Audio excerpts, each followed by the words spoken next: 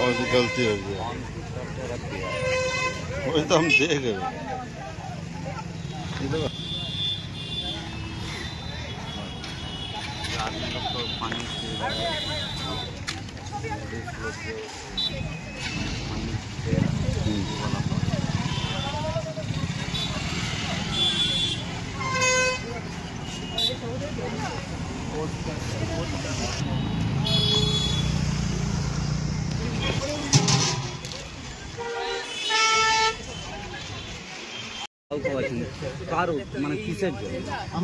আমরা ব্রাদার ফাউন্ডেশনের পক্ষ থেকে আমাদের 3 বছর অতিক্রম হলো।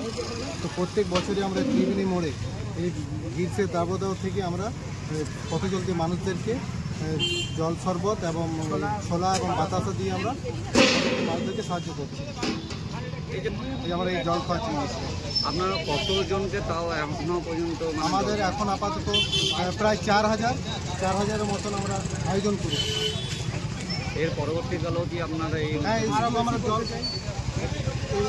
গত বছর আমরা আগামী বছরে আমরা ভাবনা চিন্তা করছি যে কন্টিনিউ 10 দিন ধরে এই জল শরবত আমরা এখানেই চালু করি। 10 দিন। আপনার নাম? আমরা রমেশ দাস, ব্রাদার ফাউন্ডেশনের ফাউন্ডার।